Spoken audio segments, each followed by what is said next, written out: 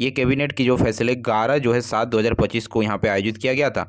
और इस कैबिनेट के फैसले में फाइनली अवर शिक्षा सेवा यानी आपका यहाँ पे देख पाएंगे आपका जो है यहाँ पे शिक्षा जो है प्रखंड पदाधिकारी के पद पर यहाँ पे आप देखें तो ये चीज़ें सामने आ रही है। झारखंड अवर शिक्षा सेवा के पूर्व में सृजित पदों के आलोक में वर्तमान आवश्यकता अनुसार पदों पर प्रयत्नपर्ण एवं स्वीकृति दी गई। यानी जो आपके पहले से ही सृजित पद है उस पदों पर जो है वर्तमान आवश्यकता अनुसार जो है आपकी भर्ती आएगी। और देखिए इसमें भर्ती की अगर नंबर ऑफ पोस्ट की अगर बात करें तो 318 पोस्ट पर जो है ये भर्ती आपको देखने को मिलेगी, और जिसमें 2 पद आपको यहाँ पे भर्ती देखने को मिलेगी। तो ये रहे 2 पद जो कि हैं आप यहाँ पे देख पा रहे हैं, प्रखंड शिक्षा पदाधिकारी या फिर अवर विद्यालय निरीक्षक भी इसको कह सकते हैं। इस पद पर भर्ती आपकी आएगी। दूसरा जो है सहायक शिक्षा अधीक्षक, इस पे जो है भर्ती आएगी। और इसका वेतनमान आप यहाँ पे देखें ग्रेड पे 4200 का ग्रेड पे है, लेवल 5 की जॉब है। और यहाँ पे भी देख सकते हैं ग्रेड पे जो है 4600 की है सहायक शिक्षा अधीक्षक का, और लेवल 7 की जो है यहाँ पे जॉब रहने वाली है। ये ग्रुप जो है ख की जो है ये आपकी भर्ती रहेगी। क्वालिफिकेशन की अगर बात करें तो क्वालिफिकेशन देखिए आपका कुछ इस तरह से रहने वाला है। ये देखिए आपका क्लियरली यहाँ पे बताया गया है कि आपका झारखंड अवर शिक्षा सेवा अंतर्गत प्रखंड शिक्षा पदाधिकारी अवर विद्यालय निरीक्षक के रिक्त पदों की सीधी नियुक्ति द्वारा भरा जाना है। यानी ये आपका डायरेक्ट बहाली होने वाली है और डायरेक्ट जो है नियुक्ति आपकी यहाँ पे होने वाली है। यहाँ पे अगर बात करें तो क्वालिफिकेशन कुछ आपकी योग्यता कुछ इस तरह मिनिमम रखी गई है।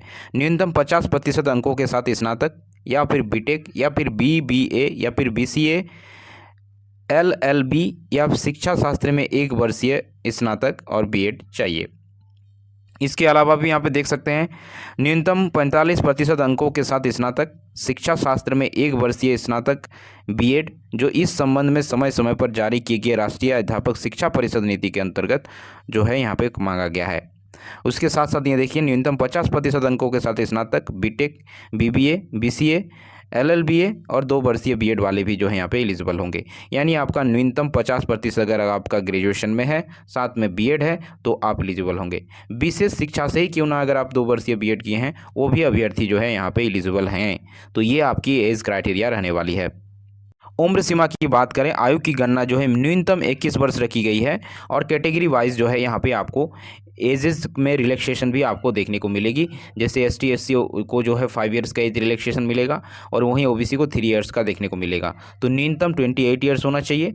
और एज पर जब नोटिफिकेशन जारी होगी तो उससे और क्लैरिटी आएगी कि यहाँ पे एज की गणना कब से कब तक की जा रही है, मैक्सिमम एज यहाँ पे क्या रहने वाली है।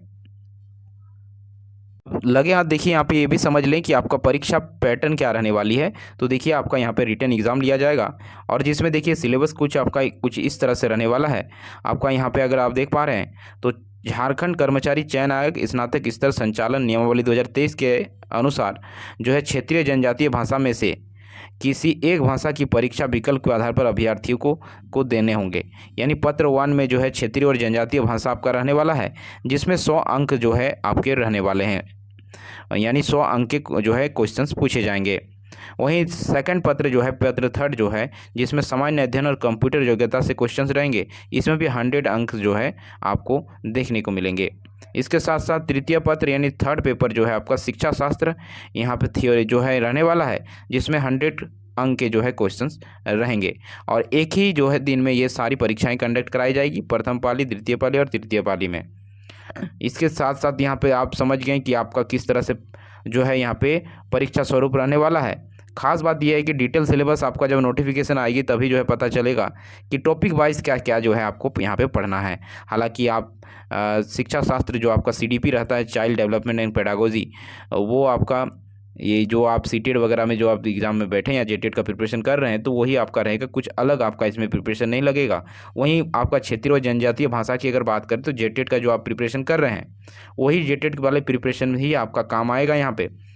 यानी जो आप जेटेट में क्षेत्रीय जनजातीय भाषा रखें, जाहिर सी बात है इसमें भी वही रखेंगे, तो उसी से आपका काम हो जाएगा, बिल्कुल इसके लिए एक्स्ट्रा एफर्ट नहीं लगेगी।